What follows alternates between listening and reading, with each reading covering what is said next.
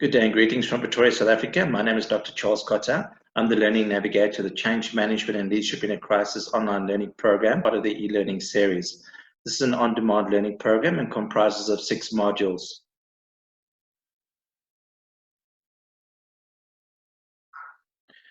Each of the registered learners will receive a SlideShare presentation per module, and then also a detailed workbook which comprises the content, but also a series of learning activities, which I'll expect you to complete at the end of each of these modules. I think this is probably the best way of continuing this engagement and also to stimulate discussion between the Learning Navigator and the registered learners. As a form of introduction, I'd like to give you a quick overview of my professional pedigree. Essentially, I've been in the field of education, training, and development for the last 19 years. Of those 19, 15 as an independent contractor. I've been very privileged to have worked for over 140 different companies, both in the public and private sector. And of course, this stretches across 18 different countries and 4 different continents. My area of subject matter expertise is strategic management, change management, and also strategic human resources management. If we continue to outcome 3 of module 3, these are the managerial techniques to reduce resistance to change. And I think the best known model that we could review in this case is the model of John Kotter. And if we just start with a quick review of the model, you'll see if we start at 9 o'clock, and this is during stage 1 of the change management process, this is the genesis of the strategies, the techniques, of the 6 techniques. This is where I believe you need to start, and that's of course education and communication. Once we've adopted this education and communication strategy, the second strategy that should succeed that, of course, is participation. We said it earlier on, employee voice, try to get as much engagement, as much consultation, as much involvement from your core team members as possible. And then, of course, moving in a clockwise direction, you'll see facilitation and support. And this is typical, if you relate this to the change transition cycle, this is typically the transition between stage 2 and stage 3, where the resistance has got the possibility of being hardwired into the organizational psyche, or we've got the option of making sufficient progress and then advancing to the next stage, and that's of course the exploration. And with this facilitation and support, we mentioned this employee wellness programs, counseling, employee assistance programs, providing that emotional safety net, that cushion, which we could then use to buffer, especially, like we said, to build the resilience, to build the coping mechanisms, to help employees deal with stress, depression, worst case scenario, as they navigate through this crisis. You'll recognize that once we've exhausted the first 3 strategies, it becomes a bit more hardball because the 4th strategy then is manipulation and cooptation. And we're going to look at specific examples of each one very shortly, but you'll see that unlike the preceding 3 strategies, there's an element of deception, there's an element of deviation from a functional strategy. It's not extreme yet, but I think you can get where we're going with this. And this might be maybe 4 to 5 months into the implementation of your change management strategy, and you still see that there is prolonged and maybe unreasonable resistance to change. Now we need to start winning people over. And I think what a lot of smart managers would do is then to look at the most influential team members, the opinion leaders, so to speak, or even looking at shop stewards and labor union representatives and try to co-opt their support, because sometimes the leadership change message falls upon deaf ears, but the moment that a more reliable and a more trusted source of the message can convey that, then I think it can potentially break down resistance to change. So I think that is a possible option. Failing that, one might have to look at the 5th strategy, and that's negotiation. So I think typically what change leadership teams would do is they'd have to go back to the drawing board and maybe renegotiate the terms of engagement certain processes or conditions or criteria that may previously have been agreed to, but certainly, like we said, playing a little bit more hardball and making sure that we have heightened levels of commitment. We did previously talk about the hierarchy of commitment. I think this is what we want to do. We want to shift from compliance to commitment.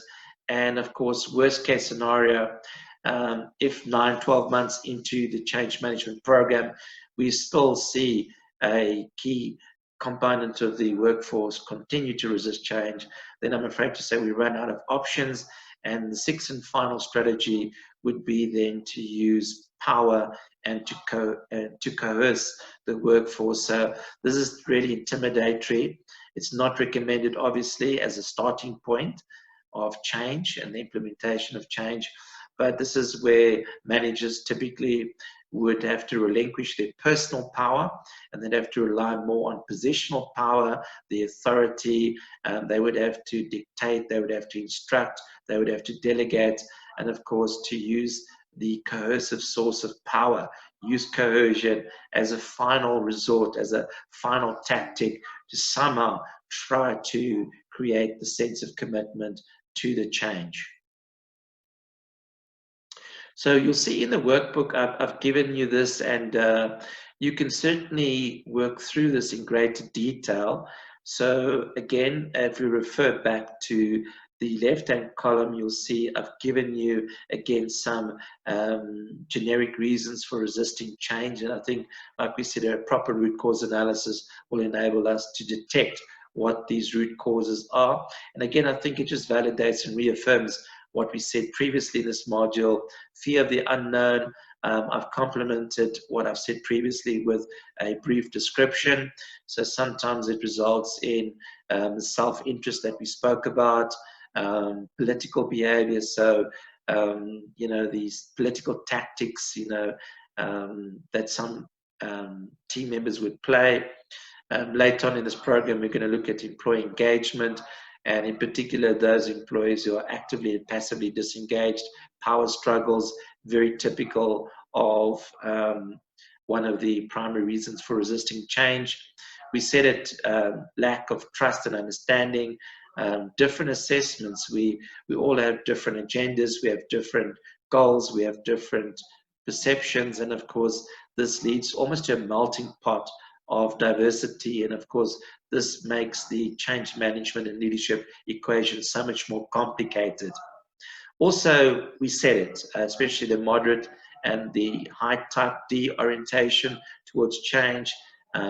These personalities within your team would have an extremely low tolerance for change, and of course a lot of fear would fuel their resistance, and of course this needs to be doused as quickly as possible. Otherwise, like we said previously, we get caught up in firefighting, crisis mode, and this then of course detracts from our focus and our ability to successfully launch and implement the change management programs.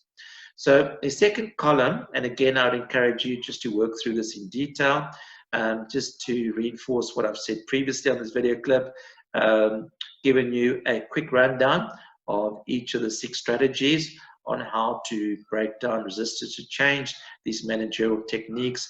And for each one, I've just given you a quick description. So I think you'll see very clearly with education and communication, we initially rely on logic. And of course, we need to be proactive in this process. We cannot start communicating and educating once we've already implemented the change, the why, the reasons why we need to change, the business case, the merits, the utility value, what's in it for me. That kind of message needs to come out very clearly as we initiate the change. Participation involvement, we said, winning people over, providing support later on in the process, of course, training. We spoke about effective listening previously as a catalyst leader, and of course making sure that we listen actively. In fact, we listen empathically. I think that's very typical of the facilitation and support technique. Negotiation, offering incentives, I think that can be quite functional, and of course we start moving towards the negotiation, manipulation, which is more devious, but of course, try to be as judicious and as cautious as possible. This could potentially boomerang on you as a change leader. It could backfire, and I think it's very important that almost as a last resort, when we run out of a toolkit of these techniques, then maybe we can resort to this. And like it says there, we don't necessarily want a threat, but I think this is sometimes a necessary evil to enable us to successfully navigate through this change journey without too many negative repercussions and with an abundance of victors and not necessary victims, the casualties of war, which is often the term that's used during times of change. So we want to minimize and mitigate that as much as possible. So learning activity 8, again, just a single question, and I think it relates to what we said about the different techniques. And again, I've given you a 2-column table where I've listed these 6 techniques. And what I'd like you to do then is to give a brief description of your understanding of each of these techniques, and then as far as possible to provide practical work-related examples of the strategies that you can employ. And also what I would like you to do is to match that with, if you take it back to the change transition cycle, the curve, I would like you to match the corresponding stage. So typically, if we look at the first example, if you say education and communication, at which stage of the change transition cycle would that be most appropriate? And similarly, if you get to manipulation, cooptation, if you get to negotiation, at which stage? Ideally not at the front end, not at the upstream component of the change management process, maybe at the downstream when you have continued resistance to change, then maybe we could pull that technique out of our toolkit. Again, it shouldn't take, it's a one-pager, it shouldn't take you more than 15 or 20 minutes to complete this activity. And then again, you're welcome to email your synopsis of that. So again, I've quoted Peter Drucker previously on this program. Also, he's very well known for being a global thought leader with change management and management in general.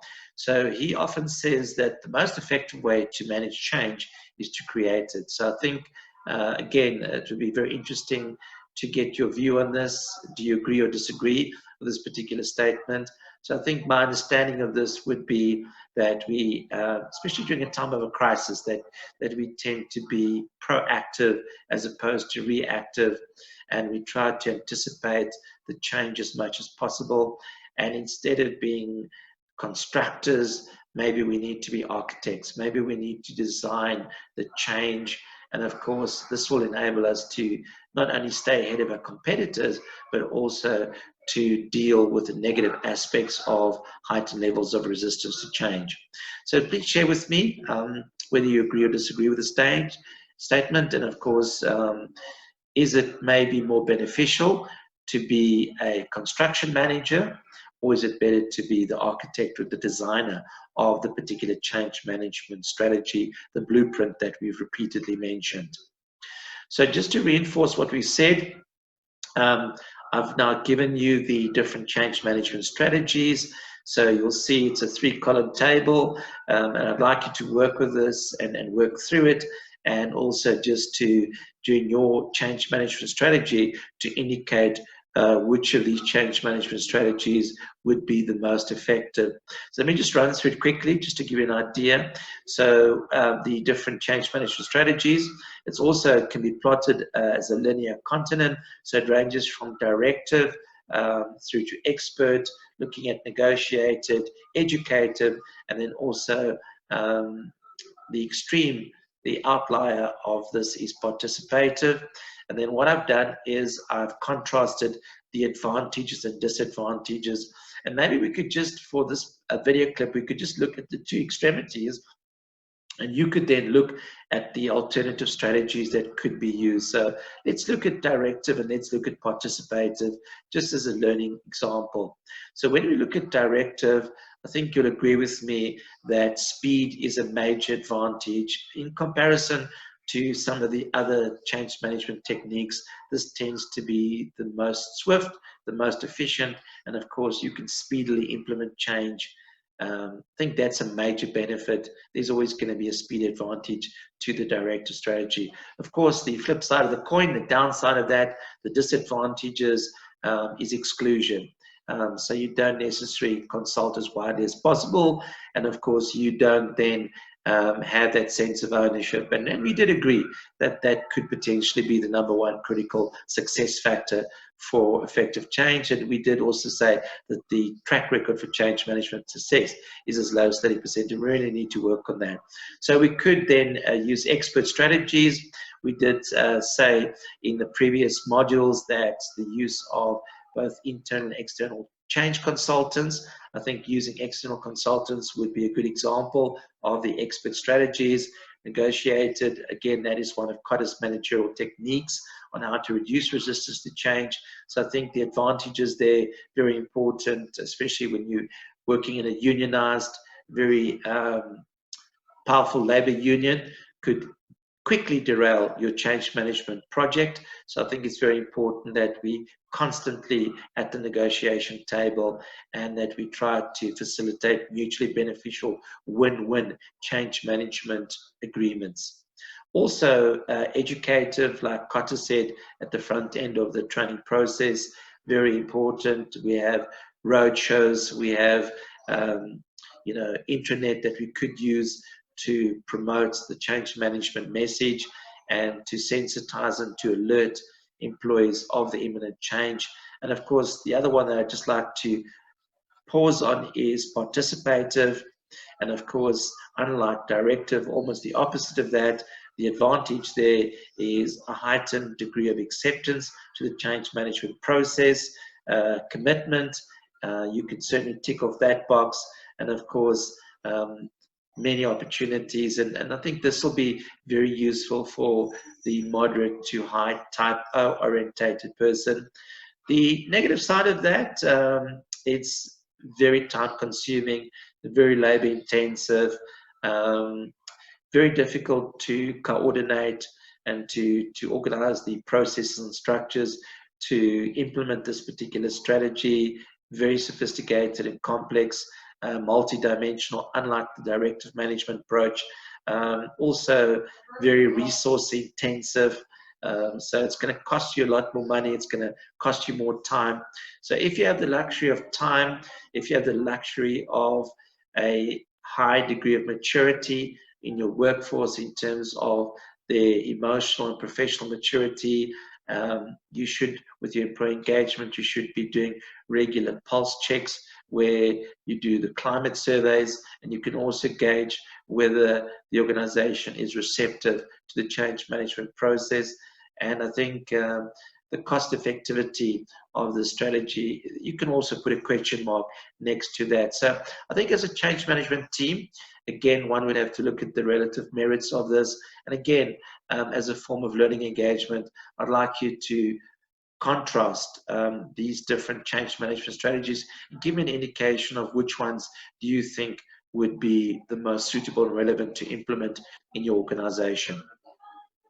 So at this point, I'd like to summarize and conclude. We've come to the end of module 3. So again, just a quick summary from my side. I think it's very clear that resistance to change is a real factor that we have to manage throughout the change management cycle. And smart money says that we need to do a proper root cause analysis in terms of identifying the company's specific causes and reasons for resistance to change. It could be a combination of factors. It could be anything from fear of the unknown. It could be motivated by self-interest, different agendas. I think this is a huge challenge at the genesis, the starting point of the change management process. So given that, I would like you to tackle the related learning activity, and then to give me a breakdown of the strategies that you believe would be most suitable in breaking down the resistance to change. We also then looked at Kotter's managerial techniques on how to reduce resistance to change. We unpacked each of the 6 techniques and we tried to match it with the appropriate stage of the change management process. And of course, we concluded this module by looking at the different change management techniques that you could use, ranging from a directive approach, which tends to be very time favorable, but also very cost efficient relative to, for example, a more participative approach. So I think as an organization, you would have to review the pros and cons of the different techniques. You'd have to look at the different change management strategies. You'd have to significantly unpack the different reasons for resisting to change. And also, you'll recall that we initially started off with the different orientations towards change. So be it a type O opportunity or type D danger orientation. And I think we can formalize that by initially asking you to complete the questionnaire and then circulating that same questionnaire amongst your team. So at this point, I'd like to sign off. Again, I'd like to encourage you to link with me on social media. You're welcome to check out my profile. You're welcome to drop me an email, not just formally with the response to the various learning activities, which you will find in Workbook 3, but also just to share your ideas and to share your change management experience and journey. I'd love to get your insights in that regard. I think this is a fantastic way of extending and integrating the learning and the transfer from this virtual online learning experience to the actual working and change management arena. I think that would be very important, and I would find that quite rewarding. So I'd appreciate your input in that regard. Also, similar to other modules, if I could just close out with a word of gratitude. Thank you for your time and attention, and thank you for your willingness to participate in this on-demand learning program. And then also good luck on this change management journey. I look forward to continuing this process with you. We have another 3 modules that we need to complete. So we need to do module 4, which we'll get to very shortly, module 5 and 6.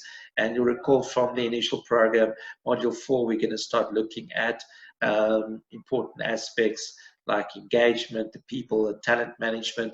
These are all things that lie ahead, and also we'll conclude by looking at the contemporary change management issues. We're going to look, in particular module 4, we're going to look at some of the organizational change management processes, again quoting the work of John Kotter, looking at ProSci. I think a more contemporary model. I think, like I've said with module 1, they are regarded as global research thought leaders, so I think we can extract a lot of value from their particular research intelligence. So I look forward to that, and wish you good luck. And this is your learning navigator, Dr. Charles Cotter, signing out, and I'll be joining you very shortly.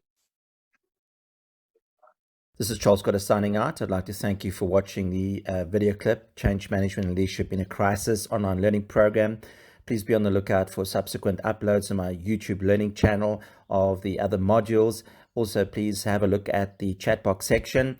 You'll see in the comment section. If you'd like to access a copy of the workbook in PDF format, I'll gladly email that to you for this specific module, but also the other modules of the various video clips. I'd also like to remind you to subscribe to my YouTube channel. Please press the notification bell to be alerted of the subsequent uploads of the other modules, and also like to encourage you to reach out and contact me.